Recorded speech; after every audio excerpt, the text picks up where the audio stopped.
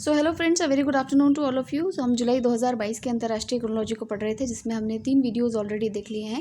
Last video में हमने प्रादेशिक परिदृश्य को पढ़ा था। आज हम पढ़ेंगे राष्ट्रीय परिदृश्य, और इस मैगजीन का पीडीएफ जो है आपको हमारे टेलीग्राम चैनल पे अवेलेबल हो जाएगा। तो आप टेलीग्राम चैनल को ज्वाइन कर लीजिए, उसका लिंक आपको डिस्क्रिप्शन में मिलेगा। और जितने भी वीडियोज़ हमने अब तक बनाए हैं उन सभी का लिंक आपको डिस्क्रिप्शन में मिल जाएगा, या फिर हमारे टेलीग्राम चैनल पर तो आपको सभी चीज़ें जो है अवेलेबल हो जाएंगी।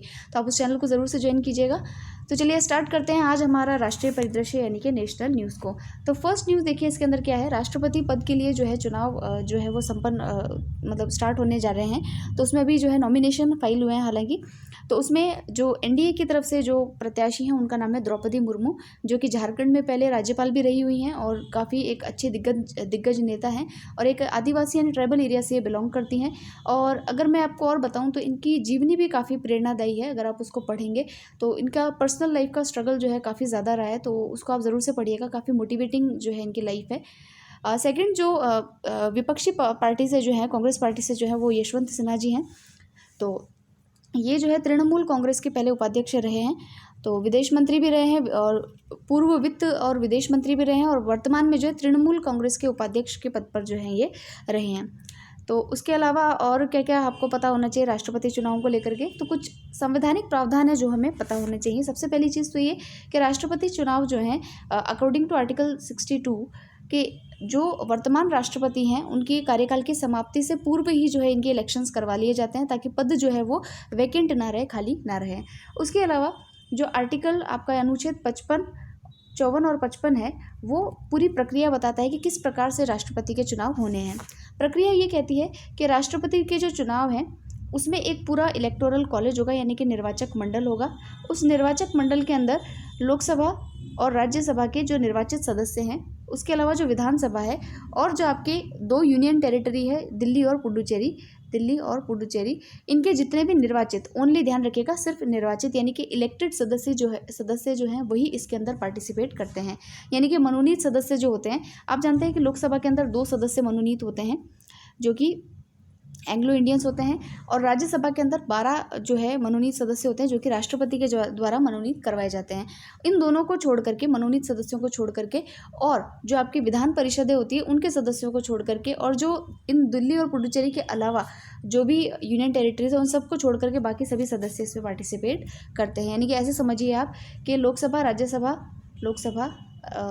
राज्यसभा और विधानसभा, इनके निर्वाचित सदस्य, और जो आपके यूनियन टेरिटरी है यानी कि केंद्र शासित प्रदेश हैं दिल्ली और पुडुचेरी, उनके भी निर्वाचित सदस्य इसमें पार्टिसिपेट करते हैं। बस इतना ध्यान रखिएगा। और इसका जो प्रणाली है उसको कहते हैं आनुपातिक प्रतिनिधित्व प्रणाली और एकल संक्रमणीय मत प्रणाली, यानी कि proportional representation through single transferable vote system.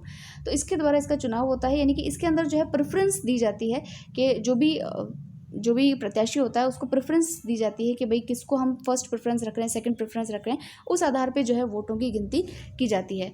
तो ये इसका थोड़ा सा जो है संवैधानिक पक्ष था कि किस प्रकार से चुनाव जो है राष्ट्रपति के होते हैं। दूसरी चीज़ ये है कि राष्ट्रपति के जो चुनाव होते हैं उसका पूरा जो जिम्मा होता है वो निर्वाचन आयोग यानी कि इलेक्शन कमीशन जो होता है उसके ऊपर होता है। ठीक है, वही डेट घोषित करता है और वही जो है इसके चुनाव कार्यक्रम जो है उसको करवाता है। फिर देखिए कि जो भी नामांकन प्रस्तुत करता है उनको कुछ प्रमोटर्स की, और जो अनुमोदक और प्रस्तावक जो होते हैं, प्रपोजर्स और जो प्रमोटर्स होते हैं, उनकी आवश्यकता होती है। यानी कि कुछ लोगों को एक सिक्योरिटी के बतौर जो है साइन करके देना होता है। तो उसमें राष्ट्रपति के लिए 50 सदस्य जो होते हैं प्रस्तावक और अनुमोदक के रूप में जो है वो होने चाहिए। तो ये भी एक इम्पॉर्टेंट फैक्ट है यहाँ पर। और अभी जो हाल ही में राष्ट्रपति हैं राष्ट्रपति रामनाथ कोविंद, ये 2017 में राष्ट्रपति बने थे, और 2022 के अंदर 24 जुलाई 2022 को जो है इनका कार्यकाल समाप्त होने वाला है। तो अभी जो राष्ट्रपति नए बनेंगे वो 16 नंबर के राष्ट्रपति होंगे। ठीक है, तो ये यहाँ पर देखिए सदस्यों की संख्या भी दे रखी है कि भाई लोकसभा के अंदर 2 अगर सदस्य हटा दें आप मनोनीत वाले, तो 543 सदस्य लोकसभा से वोटिंग करेंगे। 233 यानी कि 245 सदस्य होते हैं, 12 हटा दीजिए जो मनोनीत हैं, तो 233 राज्यसभा से, और कुल जो विधायक है पूरे देश के अंदर वो है 4033। वो सारे मिलकर के जो है 4809 प्रत्याशी होते हैं जो कि इसके अंदर वोटिंग में पार्टिसिपेट करेंगे। चलिए नेक्स्ट आर्टिकल पे चलते हैं। ये है अस्त्र मिसाइल को लेकर के। तो अभी रक्षा मंत्रालय ने जो है अस्त्र मिसाइल के लिए जो है एक बजट जो है वो लागू किया है, आपूर्ति के लिए जो है परमिशन दी है। अस्त्र मिसाइल क्या है? तो ये एयर टू एयर मिसाइल है और ये जो है बेसिकली नौसेना के लिए इस मिसाइल को यूज़ किया जाएगा। और ये जो है एक तरीके से बियॉन्ड विजुअल रेंज मिसाइल है, यानी कि दुश्मन के द्वारा इस मिसाइल को जो है वो टारगेट नहीं किया जा सकता, यानी कि देखा नहीं जा सकता, तो उसको बियॉन्ड विजुअल रेंज कहते हैं। तो ये इसके बारे में था। नाम क्या है इसका? नाम ध्यान रखिएगा, Astra MKI beyond visual range air to air missile, ठीक है। और ये DRDO के द्वारा बनाई गई है। जितने भी शस्त्र होते हैं वो DRDO के द्वारा ही बनाए जाते हैं, तो ये स्वदेशी है। दूसरा थर्ड न्यूज़ देखें, चंडीगढ़ जो है वहाँ पर भारतीय जो वायुसेना है उसका विरासत केंद्र यानी कि हेरिटेज सेंटर बनाया जाएगा। अब ये हेरिटेज सेंटर क्या होता है? तो देखिए, हेरिटेज सेंटर के अंदर वायुसेना के द्वारा किए गए जो भी कार्य हैं, वायुसेना के जो भी उपकरण है, बैटल फील्ड में उसने कैसा कार्य किया, रिलीफ डिजास्टर रिलीफ में कैसा कार्य किया, उन सबकी जो है एक प्रदर्शनी के माध्यम से उनकी चीज़ों को बताया जाता है। यहाँ पर जैसे वायुसेना के द्वारा उपयोग किए गए रॉकेट्स, मिसाइल, स्टिमुलेटर्स जो होते हैं उन सबको जो है यहाँ पर दिखाया जाएगा। तो ये कहाँ पर बन रहा है हेरिटेज केंद्र? तो ये चंडीगढ़ में बन रहा है, इसको ध्यान रखिएगा, नाम आपको पता होना चाहिए। फिर देखिए, ये वाली न्यूज़ हम पहले भी पढ़ चुके हैं, national e-governance service delivery assessment. तो देखिए, हमारा जो यहाँ का कार्मिक और लोक शिकायत विभाग है, पेंशन मंत्रालय है, उसने जो है ये सेकंड रिपोर्ट जो है, सेकंड संस्करण जो है इसका NESDA का, वो अभी लॉन्च किया है। क्या है ये? तो इसके अंदर जितने भी सर्विस डिलीवरी सिस्टम्स होते हैं हमारे, उनका इवैल्यूएशन किया गया है और सभी राज्य सरकारों का इवैल्यूएशन किया है और फिर पता लगा है कि भाई सर्विस डिलीवरी सबसे ज़्यादा कहाँ पर अच्छी है। ई गवर्नेंस का क्या मतलब है कि भाई जो भी आपकी सरकारी वेबसाइट्स वगैरह हैं, सरकारी जितनी भी जानकारियाँ होती है जो लोगों को, कंज्यूमर्स को चाहिए, तो वो कितनी सहजता से जो है लोगों को उपलब्ध हो, कितनी सहजता से जो है वो अपनी शिकायत जो है वो सरकार तक पहुँचा सके, वहाँ पर विदाउट एनी गवर्नमेंट जो है वो कार्य हो सके, यानी गवर्नेंस पे सबसे ज़्यादा जोर है। तो ये जो ई गवर्नेंस है ये काफ़ी जो है इंपॉर्टेंट मुद्दा है, आपके RS मेंस के अंदर भी इसको जो है आपको पढ़ना है। तो यहाँ पर देखिए कि जो ये रैंकिंग दी गई है, इस रैंकिंग के अंदर अगर आप देखेंगे तो केंद्र शासित प्रदेशों की श्रेणी में जम्मू कश्मीर ने टॉप किया है। अब याद कीजिए, जब हमने फर्स्ट वीडियो पढ़ा था तो उसमें हमने जो मासिक घटनाओं का सार संग्रह देखा था, तो उसके अंदर भी हमने पढ़ा था कि केंद्र शासित प्रदेशों की श्रेणी में टॉप किसने किया है, तो वो जम्मू कश्मीर ने किया है। काफ़ी इंपॉर्टेंट फैक्ट है, आपसे एग्जाम में पूछा जा सकता है। फिर देखिए कि जो 2021 में जो ए राज्य पोर्टल के मूल्यांकन जो हुए हैं उसके अंदर टॉप किसने किया है, तो उसमें केरला ने टॉप किया है। और अगर सिर्फ पर्टिकुलरली सर्विस पोर्टल्स की बात करें, सर्विस पोर्टल का मतलब जैसे कि आपने देखा होगा राजस्थान में जन सूचना पोर्टल चलता है, ठीक है। तो इस प्रकार के अगर पोर्टल्स की बात की जाए तो उसमें राजस्थान ने जो है वो टॉप किया। राजस्थान के बाद पंजाब है, जम्मू कश्मीर है। और अगर बी राज्यों की बात करें तो उसमें ओडिशा है, उत्तर प्रदेश, बिहार है। पूर्वोत्तर राज्यों में टॉप किया है नागालैंड ने। तो ये थोड़ा सा याद रखने में मुश्किल होगा, लेकिन ये ध्यान रखिएगा आप कि सर्विस पोर्टल में तो राजस्थान शीर्ष पे है और केंद्र शासित प्रदेशों के अंदर जम्मू कश्मीर जो है वो टॉप पे है। दिल्ली नहीं है। दिल्ली के ऊपर अगर आप दिमाग में ये आता है कि भाई दिल्ली हर चीज़ में टॉप करता है, तो ऐसा नहीं है। जम्मू कश्मीर जो है इसमें टॉप पर है। फिर देखिए कि एक रिपोर्ट आई है जिसके के अंदर भारत जो है वो नवीनीकरण ऊर्जा प्रतिष्ठानों में जो है उसका स्टेटस बताया गया है। ये नवीनीकरणीय ऊर्जा प्रतिष्ठान क्या होते हैं? तो देखिए, आपने सुना होगा रिन्यूएबल एनर्जी के कई सारे सोर्स हैं, जैसे कि आपका सोलर एनर्जी है, विंड एनर्जी है। तो ये सारी जो एनर्जीज़ हैं, इसके लिए जो भी प्रतिष्ठान यानी कि जो भी इंफ्रास्ट्रक्चर बनाए जाते हैं उसमें भारत की रैंकिंग क्या है, उसको असेस करने के लिए एक रिपोर्ट आई है जिसको कहा गया है रिन्यूएबल 2022 ग्लोबल स्टेटस रिपोर्ट। तो इसमें जो ओवरऑल रैंकिंग है उसके अंदर भारत तीसरे स्थान पर है। तो काफ़ी इंपॉर्टेंट बात है, हमको पता होना चाहिए कि विश्व स्तर पर हम तीसरे स्थान पर आते हैं। और अगर आप देखें कि पवन ऊर्जा के संदर्भ में हम अमेरिका और चाइना के बाद में थर्ड स्थान पर आते हैं, ठीक है। नहीं, सबसे ज़्यादा पवन ऊर्जा के जो साधन है वो कहाँ पर है? चाइना और अमेरिका के अंदर हैं। तो यहाँ इतना ही आपको ध्यान रखना चाहिए। नेक्स्ट देखिए कि यहाँ पर अगर एक फैक्ट अगर आपको और देखना है कि पूरा जो टोटल नवीनीकरण ऊर्जा है उसके अंदर जो कैपेसिटी है, जो हमारे कितना हम नवीनीकरण ऊर्जा पैदा कर सकते हैं, उसकी जो कैपेसिटी है उसमें चाइना फर्स्ट पोजीशन पर है। चाइना की कैपेसिटी है 136 गीगावाट, और जबकि भारत जो है वो इसमें दूसरे स्थान पर है, ठीक है। और अमेरिका की अगर बात करें तो 43 जो है वो गीगावाट पर इसके अंदर है। तो ये फैक्ट भी आपके लिए इंपॉर्टेंट हो जाता है कि अगर हम ओवरऑल अगर कैपेसिटी की बात करें तो भारत का स्थान नहीं है इसमें, तो चाइना का स्थान टॉप पे है और सेकंड नंबर पे जो है वो अमेरिका का स्थान आता है। तो रिन्यूएबल एनर्जी में भी दोनों देश जो है काफ़ी आगे हैं। फिर देखिए एक अलग रिपोर्ट है जो कि हमने इससे पहले जो है कभी क्रोनोलॉजी में नहीं आई है। ये रिपोर्ट है कौरसेरा वैश्विक कौशल रिपोर्ट।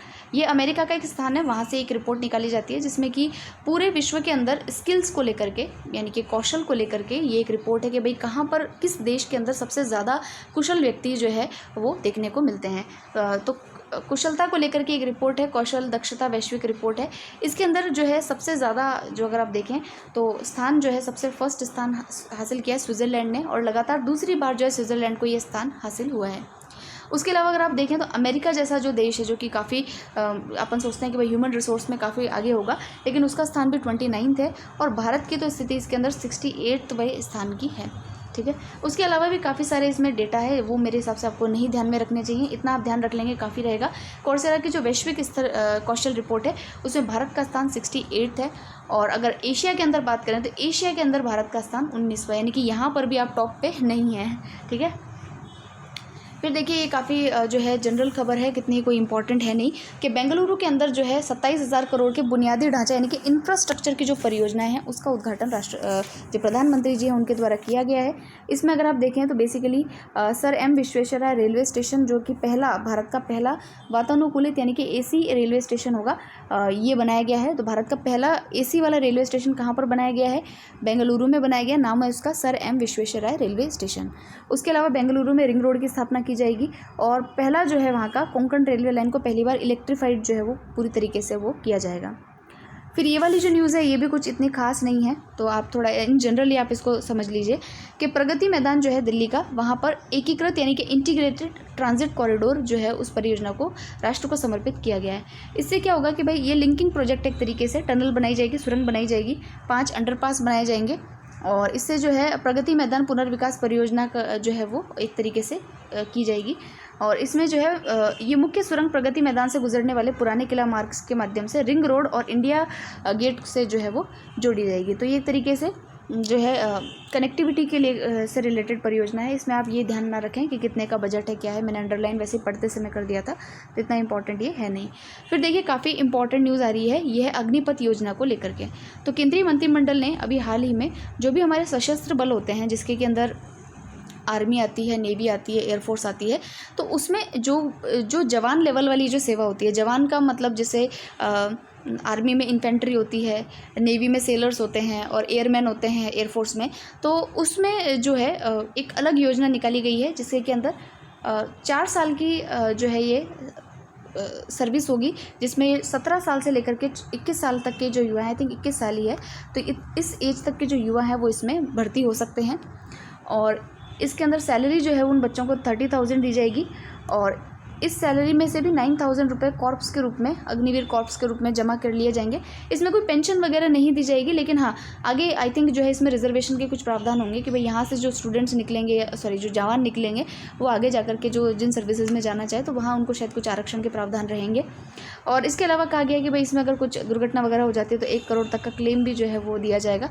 अब वो अलग अलग बातें हैं, उसमें भी थोड़ी क्लैरिटी नहीं है, लेकिन इसको लेकर के जो है काफ़ी आप जानते हैं कि जो है प्रोटेस्ट भी चल रहा है। अगर हम देखें तो किसानों का जो प्रोटेस्ट था और भी जितने प्रोटेस्ट हुए, सबसे ज़्यादा प्रोटेस्ट जो है अग्निवीर योजना को लेकर के किया जा रहा है। और इसमें काफ़ी सारी चीज़ें हैं कि भाई आप जो है जैसे इसमें देखिए कि युवा प्रोफाइल को सक्षम करने के लिए इसको डिज़ाइन किया गया है। भाई जो बच्चा है वो 17 साल से लेकर 21 साल तक जो है देश की सेवा में रहेगा, मतलब जो है 24 साल तक सेवा दे सकता है, 4 साल तक वो सेवा देगा, उसके बाद में वो कुछ अपना स्टार्टअप खोल सकता है, या जो है एजुकेशन इंस्टीट्यूट में जा सकता है, या किसी और सर्विसेज में जाकर के अपना योगदान दे सकता है। तो ये एक तरीके से उसका जो है एक प्रोफाइल जो है वो अच्छा कर देगा। और उसके अलावा जो है जिसको वर्दी पहनने की इच्छा है, देश सेवा की इच्छा है, वो इसमें जा सकते हैं।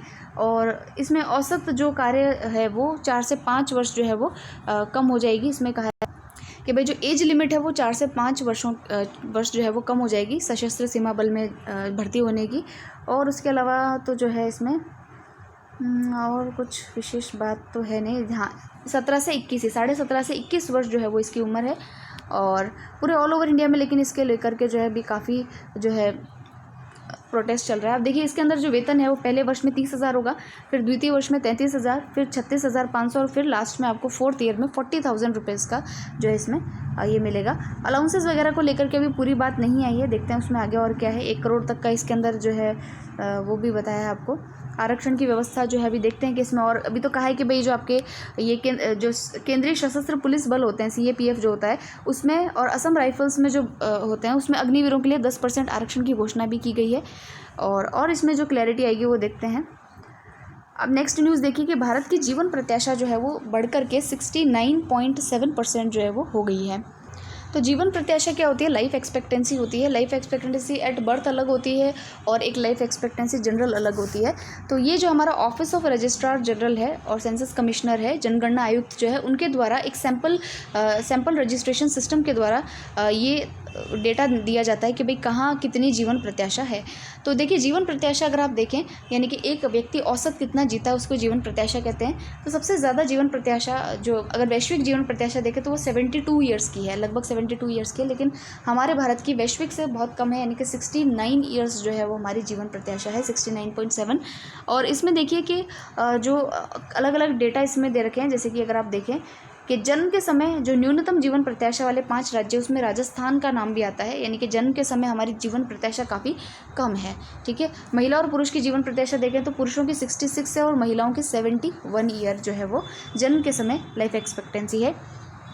देश के ग्रामीण क्षेत्रों में जन्म के समय जीवन की प्रत्याशा 68.3 वर्ष है और शहरी क्षेत्रों में ज़्यादा है, यानी 73 ईयर्स है। ऑब्वियसली गाँव के अंदर सुविधाएं कम होती है, तो इसलिए जन्म के समय लाइफ एक्सपेक्टेंसी कम होने की पूरी जो है उसमें आशंका रहती है। और अगर ये देखें तो इसमें ये भी कह रहे हैं कि 2015 से 2019 में जो है जीवन प्रत्याशा में 0.3 वर्ष से 0.4 वर्ष की जो है वो वृद्धि देखने को मिली है। इससे पहले इसमें भी कम थी। ठीक है,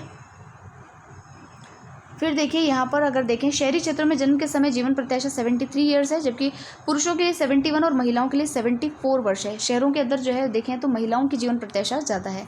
हिमाचल प्रदेश की शहरी महिलाओं में जन्म के समय जीवन प्रत्याशा देश में सबसे ज़्यादा है, 82.2 ईयर्स जो है वो 3 ईयर्स जो है वो यहाँ पर है।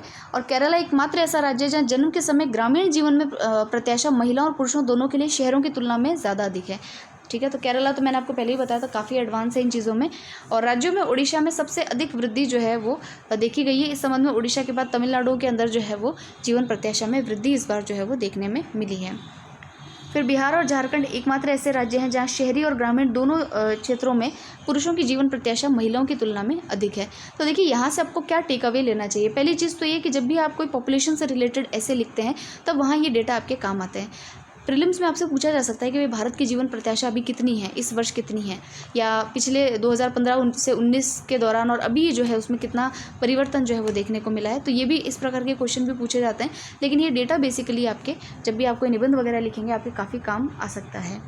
फिर देखिए कि जो हमने पहले ये हमने प्रादेशिक परिदृश्य में भी पढ़ा था, food safety standard authority of India ने जो है अपना सुरक्षित भोजन सामग्री को लेकर के जो है एक लिस्ट वो जारी करता है कि भाई कहाँ का जो है किस राज्य का या किस क्षेत्र का जो खाना है वो काफ़ी सुरक्षित है। तो ये जो आंकड़ा इन्होंने दिया है उसके अंदर हम देखेंगे तो बड़े राज्य हैं उसके अंदर तमिलनाडु फर्स्ट आता है सेफ फूड के अंदर, गुजरात सेकंड पर और महाराष्ट्र थर्ड पे है। छोटे राज्यों की श्रेणी में गोवा और केंद्र शासित प्रदेशों की श्रेणी में जम्मू कश्मीर को जो है इसमें फर्स्ट पोजीशन जो है वो दी गई है। तो ये काफ़ी इंपॉर्टेंट है। फिर देखिए नेक्स्ट आर्टिकल भी मुझे अच्छा लग रहा है। इसमें देखिए कि जो वायु नीति है, वायु खेल नीति जो है उसको लॉन्च किया गया है। तो हमारे नागरिक उड्डयन मंत्री जो है ज्योतिरादित्य राव सिंधिया, उन्होंने राष्ट्रीय वायु खेल नीति जो है उसको अभी जारी किया है, नेशनल एयर स्पोर्ट्स पॉलिसी। तो एयर स्पोर्ट्स आप जानते हैं काफ़ी सारे होते हैं, जैसे कि पैराग्लाइडिंग होता है, एरोबेटिक्स होता है और ग्लाइडिंग होता है। तो ये सारे जो गेम्स होते हैं इनको लेकर के एक नीति जो है वो जारी की गई है। इस नीति में कहा गया है कि भारत में एक सुरक्षित, सस्ता, सुलभ, सुखद और स्थायी एयर स्पोर्ट्स इकोसिस्टम प्रदान करते हुए देश को 2030 तक एयर स्पोर्ट्स के शीर्ष राष्ट्रों में से एक बनाने के लिए जो है इसको लॉन्च किया गया है कि हम जो है एयर स्पोर्ट्स में काफ़ी बेहतर करना चाहते हैं, इसीलिए इस पॉलिसी को लॉन्च किया गया है। पॉलिसी लॉन्च होती है इसका मतलब ये है कि आप आगे एक एजेंडा दे रहे हैं अपने डिपार्टमेंट को कि इस क्षेत्र में कितना कितना विकास आपको करना है। तो देखिए देश में एयर स्पोर्ट्स की संस्कृति को बढ़ावा देना, एयर स्पोर्ट्स की अवसंरचना, उपकरण, संचालन, रखरखाव और प्रशिक्षण सहित सुरक्षा के मामलों में बेहतर अंतर्राष्ट्रीय प्रथाओं का पालन करना, ये इसका काम होगा। मतलब वही देखिए जनरल बातें होती है कि भाई इंटरनेशनल जो भी मानक होते हैं उनको हम पालन करेंगे। और जो डिफरेंट एयर स्पोर्ट्स है उनको इन्होंने आइडेंटिफाई किया कि कौन कौन से एयर स्पोर्ट्स को हम इसके अंतर्गत लेंगे। जैसे कि देखिए एरोबेटिक्स है, एरो मॉडलिंग और मॉडल रॉकेटरी है, ये मुझे नहीं पता क्या होता है, तो आप इसको देख लीजिएगा। फिर amateur built and experimental aircraft, gliding, power gliding, hang gliding, और क्या है पैराग्लाइडिंग और पैरामोटरिंग और रोटर क्राफ्ट, ये सारी जो चीज़ें हैं, ये सारे जो स्पोर्ट्स हैं, इनको चिन्हित किया गया है। और इसके लिए 4 स्तर की गवर्नेंस संरचना भी जो है वो बनाई जाएगी। आप जैसे कि जो भी स्पोर्ट्स होते हैं उसमें कुछ ना कुछ अथॉरिटीज़ बनाई जाती हैं ताकि वो स्पोर्ट्स से रिलेटेड सारी चीज़ों के लिए उत्तरदायी हो सके। तो इसमें सबसे ऊंची जो सबसे हाई लेवल की बॉडी होगी उसका नाम होगा air sports federation of India. फिर होगा व्यक्तिगत एयर स्पोर्ट्स या एयर स्पोर्ट्स के एक सेट के लिए राष्ट्रीय संघ। फिर क्षेत्रीय स्तर पर या क्षेत्रीय स्तर जैसे कि दक्षिण, पश्चिम, उत्तर, पूर्व आदि या राष्ट्रीय एयर स्पोर्ट्स संघों की राज्य और केंद्र शासित क्षेत्र की इकाइयाँ बनाई जाएगी। और जिला स्तर पर भी जो है स्पोर्ट्स संघ जो है वो बनाए जाएंगे। तो ये तो था इसके बारे में कि अगर आपसे पूछ ले कि भाई एयर स्पोर्ट्स को लेकर के अभी जो नीति आई है उसमें क्या क्या बातें कही गई है, तो आपको पॉइंट्स थोड़े से पता होने चाहिए कि गवर्नेंस से रिलेटेड बातें क्लियर की गई है। फिर उन्होंने जो स्पोर्ट्स हैं उनको आइडेंटिफाई किया है कि कौन कौन से स्पोर्ट्स इसके अंदर रखे जाएंगे। और 2030 तक इन्होंने कहा है कि हम देश को जो है एयर स्पोर्ट्स हैं उसके मामले में आगे लेकर के जाएंगे। अब देखिए जो IIM अहमदाबाद है, IIM यानी कि भारतीय प्रबंधन संस्थान, इंडियन मैनेजमेंट इंस्टीट्यूट जो है उसने, और जो अहमदाबाद का IIM है उसने, और जो ASSOFARMS इंडिया है उन्होंने मिलकर के कृषि भूमि मूल्य सूचकांक जो है उसको जारी किया है। तो ये क्या है, इसका देश का पहला कृषि भूमि मूल्य सूचकांक है ये, जिसका नाम है ISA-LPI। ठीक है, तो इसको लॉन्च किया गया है, इन दोनों के सहयोग से इसको लॉन्च किया गया है। इसमें क्या होगा कि जो ग्रामीण और अर्ध शहरी क्षेत्रों में कृषि भूमि की जो कीमतें हैं उसकी गुणवत्ता नियंत्रण डेटा को जो है इसमें दर्ज करके प्रस्तुत किया जाएगा। ठीक है, यह सूचकांक एक विश्व स्तरीय स्रोत के रूप में काम करेगा जो कृषि भूमि के अचल संपत्ति में संभावित रूपांतरण का संकेत देगा। तो कृषि भूमि से रिलेटेड जो है ये लॉन्च किया गया है, और इसका जो फुल फॉर्म है ये है IIM ASSOFARMS India agri land price index. ठीक है, तो एग्रीकल्चर लैंड से रिलेटेड जो है ये इंडेक्स जो है वो लॉन्च किया गया है। इससे पहले आंध्र प्रदेश, कर्नाटक, महाराष्ट्र, तमिलनाडु, तेलंगाना और उत्तर प्रदेश जो है वहाँ पर ऑलरेडी ये चलता था। अब इसको पूरे ऑल ओवर इंडिया में जो है वो लॉन्च किया जाएगा। फिर देखिए शॉर्ट न्यूज़ के अंदर है भारत गौरव ट्रेन को लेकर के एक न्यूज़ है। ये जो ट्रेन है ये भारत और नेपाल के अंदर जो रामायण सर्किट है उससे जुड़े जितने भी स्थान हैं उनको जो है ट्रेन के माध्यम से दिखाएगा। तो ये दिल्ली के सफदरजंग से स्टार्ट होगी और आपके जनकपुर नेपाल तक जो है ये जाएगी। और इसमें ये बीच में पड़ने वाले जो स्थान है जैसे प्रयागराज है, सीतामढ़ी है, नंदीग्राम है, अयोध्या है, तो इन स्थानों पर जो है ये एक तरीके से तीर्थ वगैरह करा के जो है वो लोगों को लेकर के आएगी। फिर नेक्स्ट देखिए मानव सागर मिशन। आपने डीप ओशन मिशन के बारे में सुना होगा। 2021 में डीप ओशन मिशन जो है वो लॉन्च किया गया था, और इसको पृथ्वी विज्ञान मंत्रालय के द्वारा 5 सालों के लिए लॉन्च किया गया था, जिसके के अंदर जो हमारा ओशंस होते हैं, महासागर होते हैं, उनमें जो है रिसर्च को बढ़ावा दिया जाएगा कि वहाँ पर पूरा जो है देखा जा सके, अनुसंधान किया जा सके कि कौन कौन सी जो रिसोर्सेज है जो देश के काम आ सकते हैं। तो उन चीज़ों के लिए जो है डीप ओशन मिशन को लॉन्च किया गया था। और अभी उसी के अंदर जो है मानव सागर मिशन जो है उसी मिशन के अंतर्गत है ये मानव सागर मिशन। तो देश का पहला मानव सागर मिशन जो है उसके तहत मानव युक्त पनडुब्बी यानी कि जो आपका मानव युक्त पनडुब्बी जो है उसको 500 मीटर वाले उथले जल संस्करण का समुद्री परीक्षण वर्ष 2023 की शुरुआत में होने की संभावना है। और इसके तहत जो है मानव युक्त पनडुब्बी मत्स्य 6000 को वर्ष 2024 की दूसरी तिमाही तक परीक्षण के लिए तैयार किया गया है।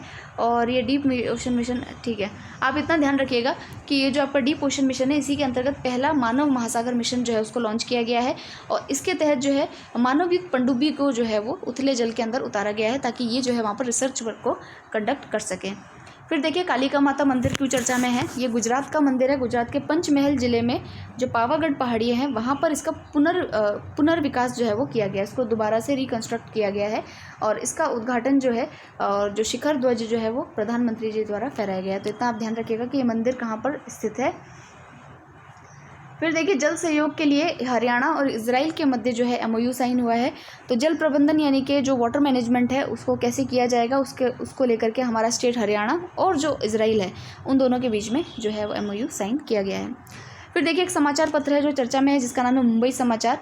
ये गुजराती भाषा के समाचार पत्र है, गुजराती भाषा का है। और इसका जो है ये सबसे पहली बार 1 जुलाई 1822 को जो है स्टार्ट किया गया था। और इसका जो प्रकाशन है यहाँ पर देखिए कि इसमें इसका जो अभी कहते हैं 200 वर्ष जो इसके मनाए गए, इसमें प्रधानमंत्री जी ने पार्टिसिपेट किया और डाक टिकट भी इसके ऊपर जारी किया है, क्योंकि 200 वर्षों से लगातार प्रकाशित हो रहा है। तो नाम ध्यान रखिएगा, मुंबई समाचार है और गुजराती भाषा में जो है इसको बनाया गया था, मतलब पब्लिश किया जाता है। और इस साप्ताहिक रूप में प्रकाशन फरदुंजी मर्जनबजी के द्वारा जो है इसको बनाया जो है प्रकाशित किया गया था। नाम भी आप थोड़ा ध्यान रखिएगा, हो सकता है पूछ ले। फिर देखिए संत तुकाराम, तो संत तुकाराम जो है इनको लेकर के प्रधानमंत्री ने जगत गुरु श्री संत तुकाराम महाराज शिला मंदिर का उद्घाटन जो है हाल ही में पुणे के अंदर जो एक स्थान है देहू, वहाँ पर जो इनका किया है। तो इस मंदिर के बारे में कुछ चीज़ें हैं। संत तुकाराम वरकरी जो संत थे, महाराष्ट्र में वरकरी संप्रदाय के बारे में आपने पढ़ा होगा, और अभंग, भक्ति, कविता और कीर्तनों के नाम से चर्चित और आध्यात्मिक गीतों के माध्यम से समुदाय केंद्रित पूजा के लिए इनको जाना जाता है। देहू में इनका ये निवास स्थान था और इनके निधन के बाद यहाँ पर एक शिला मंदिर का निर्माण किया गया है। और उसके अलावा यहाँ पर जो है 36 चोटियों के साथ पत्थर की चिनाई के माध्यम से बनवाया गया और इसमें संत तुकाराम की मूर्ति भी जो है वो स्थापित की गई। तो नाम ध्यान रखिएगा, इनका जो मंदिर है वो कहाँ पर बनाया गया है, देहू पुणे के अंदर बनाया गया है।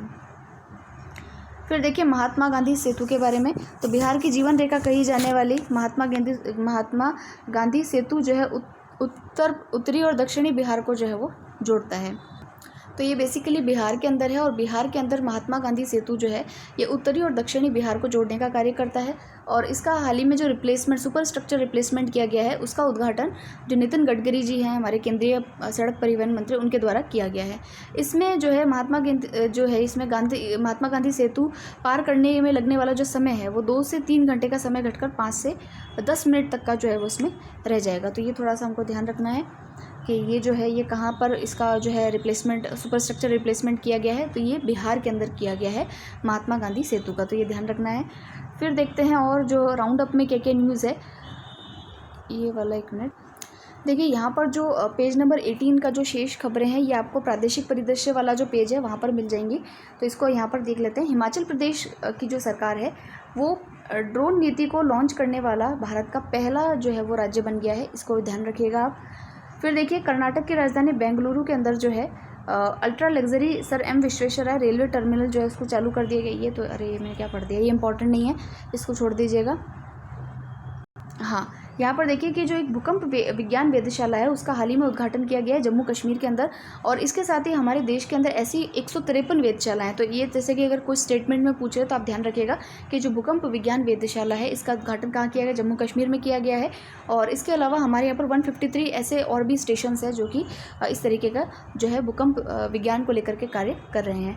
तो फ्रेंड्स ये इतना ही था इसके अंदर, और आज हमने राष्ट्रीय परिदृश्य को कंप्लीट कर लिया। थोड़ा सा वीडियो बड़ा हो जाता है, कोशिश यही रहती है कि छोटे वीडियो बने, लेकिन फिर यही है कि पूरी चीज़ नहीं बता पाते हैं। तो ठीक है, अब नेक्स्ट वीडियो के अंदर हम मिलेंगे जहां हम अंतरिक्ष और रक्षा प्रौद्योगिकी यानी कि साइंस एंड डिफेंस टेक्नोलॉजी को पढ़ेंगे और फिर जो है इस मैगजीन को कंप्लीट किया जाएगा। सो बने रहिएगा चैनल के साथ में, और आपके कोई भी सुझाव हो तो आप हमें कमेंट सेक्शन में ज़रूर लिखिएगा। Thank you very much.